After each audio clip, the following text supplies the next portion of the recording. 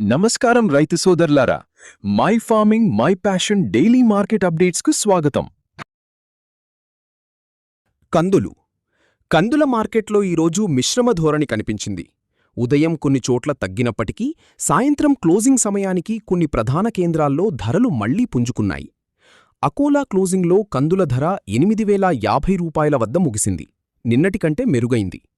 Akola open మార్కెట్లో Maruti local new 7,950 రూపాయల వద్ద, చారు రకం 8,100 రూపాయల వద్ద ముగిశాయి. రాయ్పూర్లో 50 రూపాయలు పెరిగి మహారాష్ట్ర లైన్ 8,200, కర్ణాటక లైన్ 8,250 రూపాయలకు చేరాయి. కాన్పూర్లో మాత్రం ఎలాంటి మార్పు లేకుండా 7,500 రూపాయల వద్దే నిలిచింది. ఢిల్లీ లెమన్ ధర 7,975 రూపాయల నుండి 8,000 రూపాయల వద్ద ముగిసింది.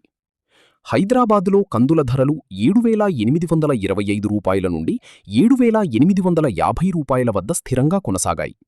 మాచర్లలో పొదిలి కందులు 250 రూపాయలు భారీగా తగ్గి 7,950 రూపాయల వద్ద ముగియగా, సార్టెక్స్ పాలిష్ పప్పు 10,500 రూపాయల వద్ద ఉంది.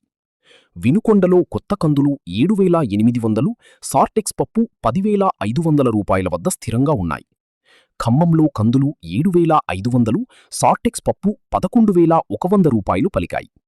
తాండూరులో కందులు 6,750 రూపాయల నుండి 8,150 రూపాయల మధ్య సాగగా, సూర్యాపేటలో మార్కెట్ 7,088 రూపాయల నుండి 7,311 రూపాయల మధ్య ముగిసింది.